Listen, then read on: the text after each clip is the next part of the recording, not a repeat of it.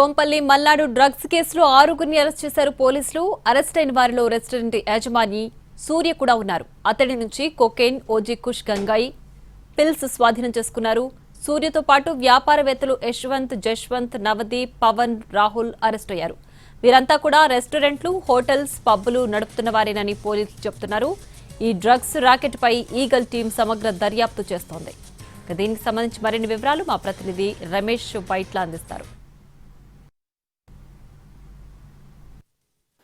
తెలంగాణలో ఏర్పాటు చేసిన ఈగల్ టీం కొత్త గ్యాంగ్ను పట్టుకుంది. అంతేకాకుండా ఈ గ్యాంగ్ దీని వెనకాల అతిపెద్ద వ్యాపారవేత్తలు కూడా ఉన్నారు. అయితే హైదరాబాద్ నగరంలో ఇటీవల వస్తున్న కొత్త హోటల్స్, రెస్టారెంట్స్, వాటికి సంబంధించిన యజమానులు దీని వెనుక ఉన్నట్టు అధికారులు చెప్తున్నారు. అయితే మల్నాడు కొంపల్లిలోని అత్యంత రుచికరమైన భోజనం అంటూ ప్రచారంలోకి వచ్చిన మల్నాడు రెస్టారెంట్ యజమాని సూర్య, అతని ఫ్రెండ్స్ అంతా కలిసి కూడా ఈ పార్టీలు నిర్వహిస్తున్నారు. దీని వెనకాల పబ్బుల్లో ఏకంగా ఈ పార్టీలు చేసుకున్నట్లు అధికారులు చెప్తున్నారు. 23 మంది పైన కేసులు నమోదు చేశారు. ఇందులో ఒక లేడీ డాక్టర్ కూడా ఉన్నారు. ప్రస్తుతానికి ఎస్పీ రూపేష్ మతో ఉన్నారు.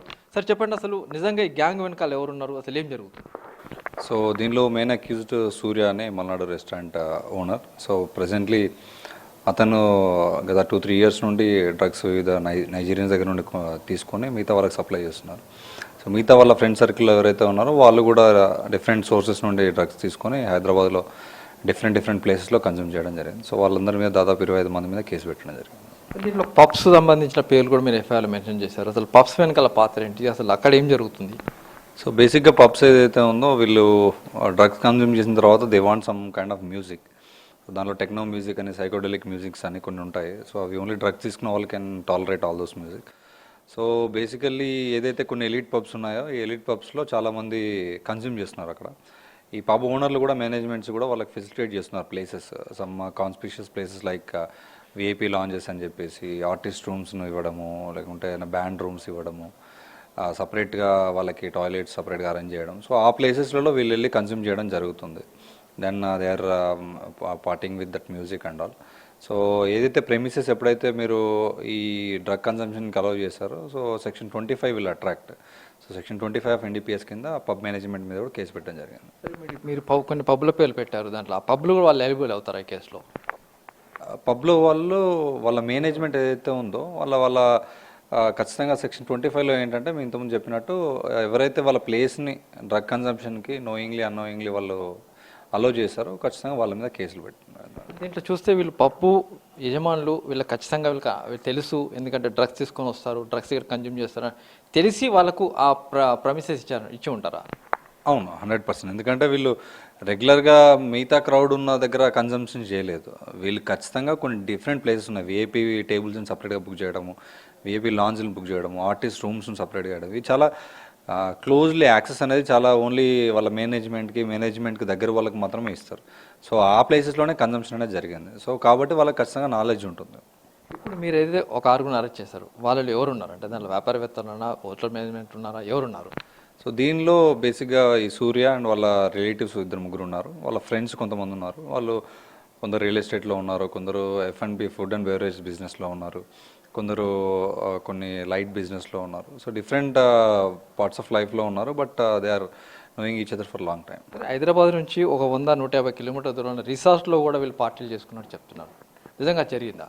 దీనిలో ఆల్రెడీ ఒక కన్వేరా ఫామ్ హౌస్ అని ఉంది, ఇప్పుడు సూర్య వల్ల రిలేటివ్ది. సో దానిలో కూడా చాలా పార్టీస్ జరిగాయి. ఇంకా ఫర్దర్గా కూడా చాలా పార్టీస్ జరిగినట్టున్నాయి.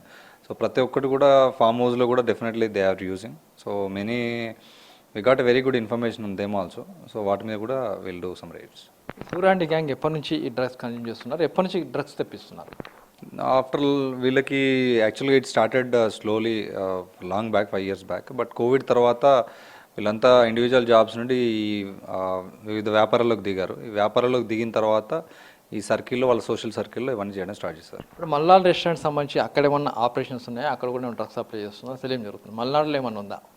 మల్నాడులో ఏం లేదండి. బట్ మల్నాడుకు వాళ్ళ ఇంటికి మధ్యలో we intercepted and caught the drugs.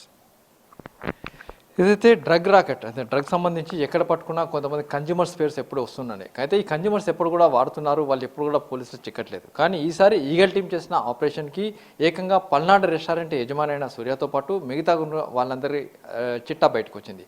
దీంట్లో ఇప్పటికీ 6 అరెస్ట్ చేశారు, మిగతా వాళ్ళని కూడా పరారులో ఉన్నారు. అయితే దీంట్లో ఒక లేడీ డాక్టర్ కూడా ఉన్నట్టుగా చెప్తున్నారు. ఆమె పైన కూడా కేసు నమోదు చేశారు. ఆమె కూడా 20 సార్లు కొకైన్ తెప్పించుకొని తాగినట్లుగా గుర్తించారు. అయితే ఆమె ప్రముఖ ఆసుపత్రిలో డాక్టర్గా పనిచేస్తున్నారు. దీంతో పాటుగా చాలా మంది ఎవరైతే 23 మంది పైన కేసులు నమోదు చేస్తారో వీళ్ళంతా కూడా ఫుడ్ అండ్ బ్రేవరీస్లో అంటే హోటల్స్ కావచ్చు, లేకుంటే బార్స్ అండ్ రెస్టారెంట్స్ వాటిలో పెట్టుబడులు పెట్టారు, వాటి యజమానులుగా కొనసాగుతున్నారు. అయితే ఇప్పుడైతే పబ్ యజమానులు దీని వెనకాల కీలక పాత్ర ఉన్నది. వాళ్ళకి తెలిసే విషయం నడుస్తుంది, వాళ్ళకి తెలిసే పబ్బుల్లో డ్రగ్ పార్టీ నడుస్తున్నాయి, వాళ్ళకు ప్రత్యేక రూమ్స్ కావచ్చు, ప్రత్యేక స్పేస్ కూడా వాళ్ళు కేటాయిస్తున్నట్లుగా అధికారులు గుర్తించారు. ఇప్పటికైతే కేసు సంబంధించి ఇన్వెస్టిగేషన్ కొనసాగుతుంది. పబ్బు యజమానులపైన కేసులు పెట్టడం జరిగింది. వాళ్ళని కూడా పిలిచి విచారిస్తాం, అవసరమైతే వాళ్ళకు చర్యలు తీసుకుంటామని అధికారులు చెప్తున్నారు. Camera person రంబాబుతో Ramesh వేట్ల.